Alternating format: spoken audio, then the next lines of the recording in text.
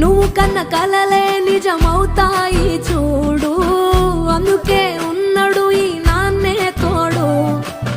దశరథ మహారాజే నాన్నై పుట్టాడు, నువ్వు రాముడంత ఎదగరనేడు.